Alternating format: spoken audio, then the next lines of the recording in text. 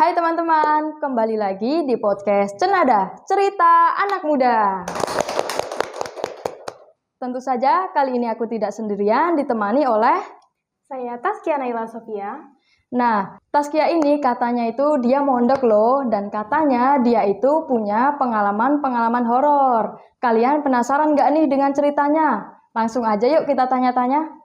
Sebelumnya Kak Taskia ini apa kabar Kak? Baik, Kak Kari sendiri gimana kabarnya? Alhamdulillah baik. Sekarang kesibukannya apa nih? Sekarang aku lagi sibuk PKL.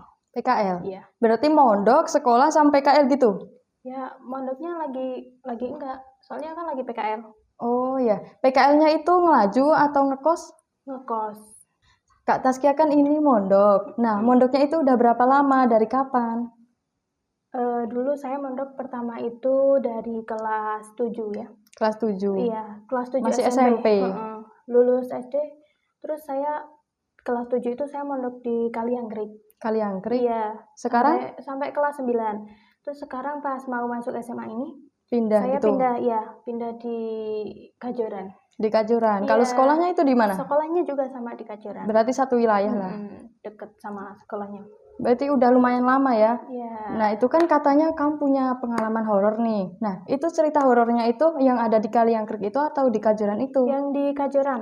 Di Kajoran? Di Kaliangkrik nggak ada cerita horor sama sekali ya. Oh, itu gimana sih pertama-tamanya kok bisa di pondok ada cerita-cerita horor gitu loh? Ya, itu bukan cerita saya sih, itu cerita teman saya ya. Berarti bukan kamu yang ngalamin? Bukan, saya lihat. Ya. Lihat? Jadi pertamanya kan kayak ada apa ya? Kayak mbak-mbak yang udah lumayan gede, kayak senior? Iya, udah mau pengurus gitu, tapi belum pengurus. Belum pengurus, tapi udah lama gitulah. Udah lama. Dia juga cantik, putih. Al-Quran juga putih. Terus dia tuh kayak awal-awalnya tuh dia kayak apa ya? Orangnya tuh kayak kepinginan gitu loh. Kepinginan gimana tuh maksudnya? Maksudnya boleh kalau dijelaskan? Misalnya ada barang yang dia suka gitu, kayak dia tuh gimana caranya biar dia tuh punya gitu loh. Oh, jadi ketika dia punya keinginan itu menghalalkan segala cara gitu, gimana pun caranya dia untuk harus bisa punya, mendapatkan gitu. Nah, kayaknya sih awal-awalnya tuh dia tuh kayak entah dia kepengen apa, terus kayak entah nggak punya duit atau gimana, terus dia ya nggak tahu gimana sih. Pokoknya awalnya kayak ngambil uang temennya gitu. Ngambil uang temennya? Di pondok itu? Iya. Terus habis itu kayak apa, dia kan udah gede gitu kan, terus ada ngajinya juga udah lumayan gede, terus ada satu temennya juga yang sekelas dia kayak pinjam kitabnya dia lah buat pinjam kitab. Iya, pinjam kitab. Terus dia tuh kayak aneh gitu, soalnya kan di kitab pojok belakang tuh kayak ada apa ya, kayak ada tulisan kayak mantra-mantra apa gitu. Berarti kayak sebelumnya itu temennya udah curiga gitu kok? Belum gimana? Tiba-tiba minjem kitab terus kebuka gitu. Terus itu ada kayak gambar orang gitu. Gambar orang terus kayak ada bulut-bulut kayak ini loh. Kayak apa? Coret-coretan gini terus kayak ada mantra-mantranya gitu. Mantra. Tapi sebelum itu kayak yang pinjam ini, yang temennya ini yang pinjam itu nggak ngeh kalau itu mungkin gambaran biasa atau apa gitu kan. Tahu-tahu kalau mantra itu gimana tuh? Tahu-tahu kalau mantra, akhirnya kayak abis itu ada kejadian sering kehilangan uang lah, anak-anak tuh banyak yang kehilangan uang gitu loh, tapi kayak belum tahu pelakunya siapa, kayak belum terungkap gitu loh. Sering gitu, terus pada ini kok bisa sering banget. Terus akhirnya kayak apa ya namanya, dia tuh ternyata dia itu punya temennya gaib. Makhluk gaib di pondok? Iya, dia tuh kayak punya teman genderuwo. Genderuwo berwujud asli? Iya, asli genderuwo. Tapi kamu pernah lihat? Enggak sih, teman aku yang pernah lihat kayak. Terus kayak dia tuh apa? Misalkan dia kan tidurnya di aula atas toh. Di aula atas. Itu tidurnya itu bareng-bareng semua atau gimana? Tidurnya kan bareng-bareng, satu kamar tuh berapa anak ya, aku lupa, pokoknya banyak orang gitu. Terus yang lain tuh kayak ini kan aula, terus dia yang anak-anak tuh yang lain pada tidur di sini. Jadi satu gitu misalnya. Jadi satu. Terus dia tuh misah sendiri di sini di bawah jendela gitu. Maksudnya itu nggak mau gabung atau memang dikucilkan atau gimana tuh? Enggak, dia tuh sebenarnya mau gabung, tapi gabung tuh kayak jarang-jarang gitu loh. Jarang. Jarang-jarang gabung. Maksudnya kayak kurang sosialisasinya itu kayak kurang gitu loh sama teman-temannya itu. Oh, nggak mau serawung gitu ya. Nggak mau gitu Menyendiri lah, pokoknya terus gitu. gitu. Terus ada isu-isu dia punya teman apa gendruwo tadi. Terus kayak yang si gendruwonya itu kayak bantu dia buat ngambil uang temennya gitu loh. Berarti itu tuh yang apa ya, misalnya tuh orang itu menyuruh ke genderuwo untuk ngambilin uang supaya dia bisa pakai gitu. Kan biasanya kan kalau ngambil uang kan pakai tuyul kan. Iya. Tapi ini pakai ini si gendruwonya ini. Nah terus abis itu kayak gendruwonya kan kayak cari apa namanya, kayak cari mangsa yang buat bantuin gendruwonya gitu lah. Untuk perantara. Iya. Ya kayak terus dia dapat satu orang. Ini anaknya tuh masih kecil, kalau nggak salah kelas 8 SMP, kalau nggak kelas 7 kelas 8 SMP. Dia udah jadi targetnya si gendruwo ini. Terus kayak si gendruwo ini tuh kalau misal mau ngambil uangnya tuh kayak dia tuh masuk ke tubuhnya anak ini, Ngerasukin ke anak itu. ke anak itu kayak dia ngerasukin. Terus pas waktu dia ngambil uangnya orang-orang ini, dia tuh jadi nggak orang-orang tuh jadi nggak lihat gitu loh. Maksudnya nggak kelihatan gitu. Iya, Maksudnya gimana tuh? nggak dilihat sama orang-orang tuh, nggak dilihat. Maksudnya dia kayak jadi goib gitu loh. Jadi goib hilang gitu. Gara-gara dimasukin si ini gendruwo ini kan. Ngeri juga ya. Iya. Terus habis itu kayak si siapa yang anak kecil yang kelas 8 SMP yang dirasukin ini. Anak kecil itu. Dia tuh kayak sadar kalau dia dimasukin. Dia sadar kalau dia ngambil uang, tapi dia tuh kayak nggak bisa ngontrol tangannya gitu loh. Oh, dia tuh sadar tapi kayak kepikiran gitu ya berarti, tapi nggak bisa kekontrol. Nggak bisa, soalnya kan ini tangan kan apa badannya kan dijalanin sama si gendruwonya. Terus kayak pas waktu itu katanya pernah cerita, dia tuh pas waktu ngambil uang tuh di aula kan. Di sini tuh banyak orang-orang lagi pada cerita-cerita, dia tuh lewat tapi nggak nampak. Orang-orang tuh nggak lihat, kayak dia tuh udah sambil nangis-nangis bilang nggak mau, coba minta tolong gitu. Tolong nggak mau gini. Tapi kan dijalanin sama si gendruwonya tadi. Akhirnya itu sama si gendruwonya kan diancam. Ini katanya kamu nggak boleh ngomong kalau kamu selalu ngambil uang disuruh aku gini, nggak boleh ngomong, soalnya nanti apa yang jadi sasarannya tuh kayak keluarganya nanti gimana gitu kan. Terus habis itu selama berapa, pokoknya itu udah lama dia kayak gitu diem aja sampai kalau nggak salah 5 sampai 6 bulan. Tapi sebelumnya itu ada yang tahu nggak sih kalau anak kecil itu sering dirasukin sama gendruwonya gitu? Nggak ada yang tahu. Tapi gimana coba kalau misalnya kan itu kata kamu kan anak kecilnya tuh nggak nampak kan? Nah coba ketika misalnya anak kecil itu lagi sama kamu gitu, nah tiba-tiba kalau gendruwonya masuk, masa tiba-tiba menghilang gitu? Atau gimana itu? Kayak dia udah punya ikatan batin sama si gendruwonya gitu kan. Jadi kalau pas si gendruwonya mau masuk, dia tuh kayak udah ngerasa kalau ini mau menghampiri anak ini, jadi dia langsung entah pergi kemana gitu kan. Mungkin pergi ke tempat yang nggak ada orang gitu jadi ya. Pas dalam waktu 6 bulan pas dia diem itu, dia sering sakit, sering masuk angin gitu. Sakit-sakitan, tapi bukan sakit yang benar-benar sakit, bukan, tapi itu memang diganggu gitu kan. Kayak cuman masuk angin gitu loh.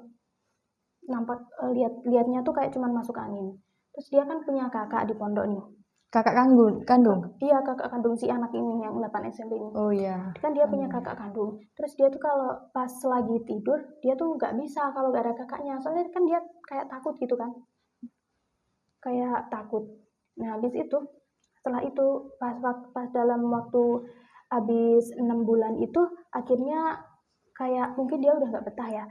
Terus pas waktu maghrib itu kan, si anak kelas 8 SMP ini kan lagi antri wudhu, terus tiba-tiba kayak apa ya, dia tuh kayak lihat si gendruwonya itu loh, entah lihat apa aku nggak tahu. Tapi itu cuman anak kecil itu atau yang lainnya ngelihat? Iya, dia sendiri, dia lihat sendiri. Terus dia kayak teriak gitu, histeris gitu loh. Terus akhirnya dibawa ke kamar pas lainnya lagi maghribnya lagi jamaah itu. Terus kayak dia akhirnya mungkin dia udah muak, udah lama kayak gini, akhirnya dia cerita sama kakaknya. Berani speak up gitu. Sebelumnya berarti belum pernah ya cerita. Karena mungkin dia udah lama jadi capek ya mungkin. Terus akhirnya dia cerita sama kakaknya. Kalau selama ini dia tuh gini disuruh sama si ini, gini. Terus respon dari kakaknya itu gimana? Shock kah atau gimana? Kakaknya shock sekali. Terus kakaknya nangis. kayak nggak terima gitu lah adiknya digituin, kenapa harus adiknya yang diginiin, kenapa nggak orang lain gitu kan. Terus akhirnya habis itu kan terungkap sih apa uang kok pada hilang, ternyata dia gitu loh, si yang Yang punya genderuwo itu. yang temennya genderuwo itu akhirnya terungkap itu. Dia udah akhirnya pas di sidang di kantor pondok, dia ngambil uang koperasi banyak 500.000, ngambil uang anak-anak banyak.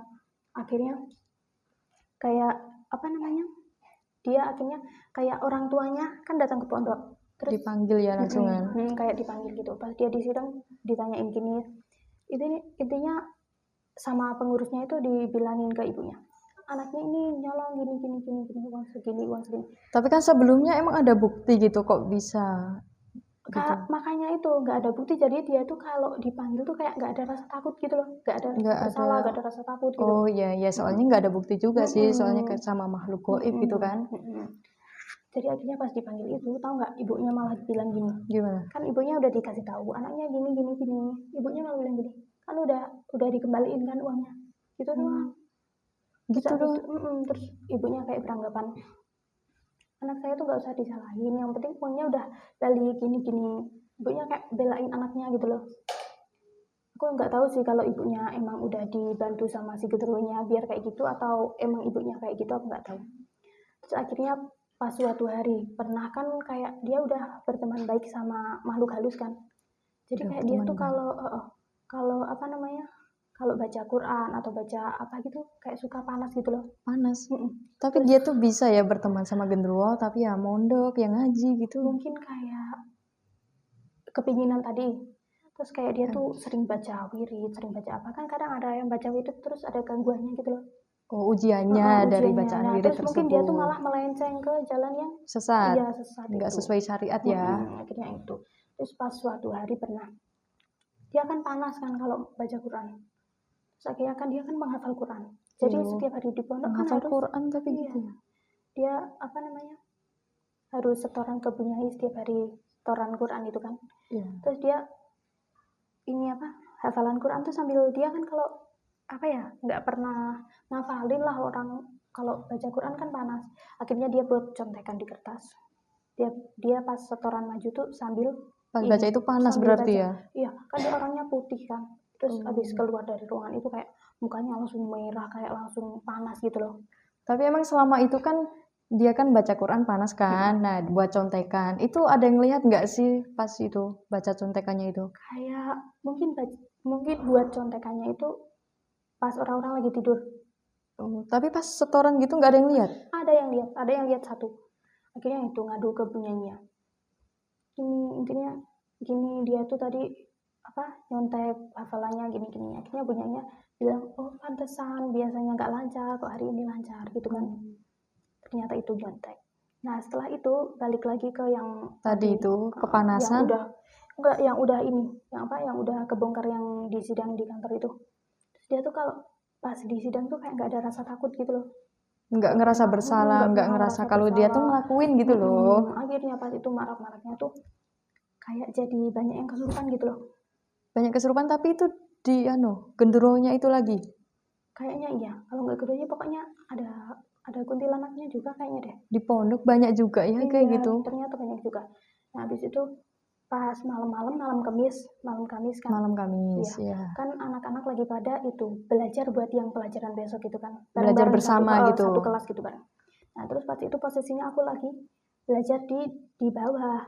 Nah terus pas sore itu temanku bilang gini, kok kalau kejadian gini biasanya aku lihat ya makhluknya. Oh, dia tuh sering lihat gitu ya makhluk-makhluk goib terus dia gitu. kan heran, biasanya kalau ada kejadian dia sering lihat makhluknya, tapi kali ini kok gak lihat. Terus dia kayak nantangin gitu loh. Belum percaya gitu ya kalau dia belum lihat gitu. Terus pas dia belajar itu kan belajarnya habis Isya.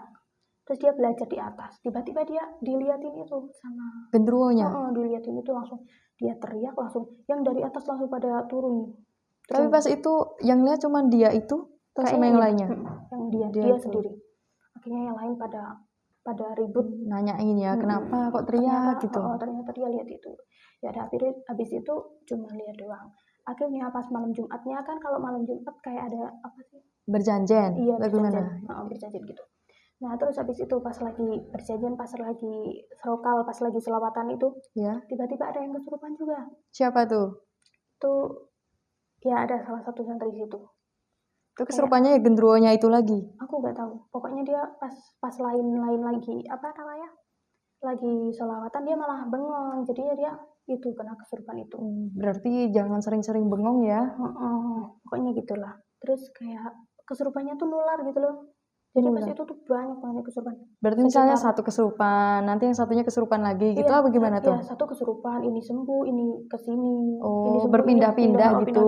pindah ke situ. Berarti nggak bareng-bareng dong. Ya, kadang kan kesurupan ada yang habis itu pingsan gitu loh. Iya. Ini pingsan, ini malah pindah ke sini. Terus akhirnya habis itu kan mujadah di PA-nya kan belum selesai. Iya. Terus pada turun. Udah. Habis itu pada disuruh baca ayat kursi terus sampai itu terus nggak berhenti. Untuk menjaga-jaga ya, biar nggak terjadi lagi. Terus habis itu udah banyak yang kesurupan, sekitar 7 orangan lebih kayaknya. Banyak Terus juga. itu banyak juga. Terus habis itu kan ada yang apa sih? Ada yang itu loh, yang kesurupan kan ditaruh di kamarku. Ditaruh di kamar? Iya, ditaruh di kamar buat disembuhin itu loh, diambil. Oh iya. Itu isinya. Kayak di ruqyah gitu ya? Kayak di ruqyah. Terus yang lain tuh pada di aula, pada disuruh itu baca apa? Ayat kursi tadi. Dibaca itu terus sampai udah jam berapa ya? Jam 11-an, pokoknya sekitar jam 12-an. Kan di Poncok juga ada anak-anak kecil kan? Ada juga yang anak SD juga ada. Masih sekolah. Terus habis itu disuruh itu istirahat, soalnya kan besok juga sekolah. Iya. Terus juga akhirnya istirahat. Terus aku kan bingung, kamarku kan lagi dibuat itu. Akhirnya aku bingung mau tidur di mana, ngungsi di musola. Di musola. Itu bareng-bareng atau kamu sendiri? Bareng-bareng, banyak orang. Soalnya kan kamarku juga orangnya banyak. Akhirnya pada ngungsi di itu musola. Nah habis itu kayak pengurusnya udah bilang, udah baca ayat kursinya besok lagi, sekarang tidur gitu kan. Terus yang gede-gede yang kayak pengurus-pengurusnya itu pada bikin mujadah. Mujadahan untuk itu bisa meminimalisir terjadi. Kayak apa namanya, pas mujadah itu kayak banyak gitu loh ujiannya, kayak kadang dibisikin, kadang diganggu, itu rasanya ngantuk. Jadi berbuat baik aja itu masih banyak ujiannya. Tentu dong. Terus habis itu kayak mereka kan bawa air. Terus airnya itu diciprat-cipratin ke itu air apa? Air doa. Air doa pas mujadah itu. Terus kayak airnya diciprat-cipratin gitu ke sudut ruangan. Biar hilang gitu setannya. Mungkin itu ya. Terus habis itu pas paginya si orang yang temennya gendro ini, yang punya gendro itu, pas malamnya itu dia nggak panik sama sekali. Yang lain pada panik gimana dia biasa aja. Ya mungkin dari gendronya itu, jadi kan dia udah merasa aman. Ya itu kan temanku gitu kan mungkin kayak gitu. Terus habis itu paginya dia itu pergi kabur dari pondok itu tanpa sepengetahuan satu orang pun. Terus dia udah pergi akhirnya pas dia pergi kayak pondok tuh udah kayak lumayan lah. Apa mungkin gendronya masih di situ atau ikut ya kira-kira? Kayaknya sih ikut, aku nggak tahu deh. Pokoknya itu kayak udah lebih tenang gitu. Lebih tenang. Akhirnya pas dia pergi, dia nggak berani balik lagi. Mungkin udah malu atau gimana ya. Tapi terus habis itu pas dia udah pergi udah agak tenang. Tapi kayak kadang masih ada yang lihat atau gimana gitu kan. Berarti ya masih di situ dong, belum. Mungkin keduanya nggak ikut ya. Terus habis itu pondok tuh kayak ngundang orang yang bisa ngambil itu loh. Setan yang biasa itu. Setan biasa. Terus akhirnya diambilin di pondok, diambilin semua. Terus ditaruh di botol, dibuang. Di botol terus dibuang gitu. Tapi setelah itu aman terus gitu? Ya alhamdulillah sekarang udah aman sih. Setelah kejadian itu, setelah diambilin itu udah aman. Tapi jadi dia tuh yang punya gendro ini tiba-tiba pergi, belum mengakui gitu? Belum mengakui. Ya pokoknya dia nggak mengaku lah. Pokoknya dia nggak mau mengaku. Terus sekarang kayaknya udah pindah pondok kayaknya katanya. Oh gitu. Terus itu gimana? Masa pihak pondok nggak nyariin gitu? Enggak lah. Itu malah maksudnya pihak pondok itu malah seneng kalau dia udah nggak di situ gitu. Saya kan bikin rusuh itu di pondok. Terus endingnya cuman gitu ya, dia pergi. Iya, dia pergi terus ngundang orang yang buat ngambilin setan-setannya itu. Udah pokoknya itu udah diambil, udah tenang sekarang. Nah, kamu ini kan mondok kan, pasti punya pesan dong untuk Iya. teman-teman ketika sedang mondok gitu. Coba bisa disampaikan ke teman-teman. Kalau kesan pesan yang dari cerita di atas tadi itu ya intinya kalau kalian kepengen apapun itu berusaha ya. Kalau bisa ya berusaha, jangan saking kepengennya terus kepepetnya sampai ngambil uang teman itu ya jangan. Oh, berarti jangan pernah menjalani jalan yang sesat gitu. Iya. Jangan menghalalkan segala cara gitu. Jadi kita tuh harus berusaha Iya. ketika kita menginginkan sesuatu atau gimana gitu. Iya. Nah, gitu dia teman-teman cerita tentang horor yang udah dialami oleh Kak Taskia selama di pondok. Nah, cukup sekian episode podcast kali ini. Jangan lupa saksikan podcast selanjutnya di Cenada Podcast, cerita anak muda.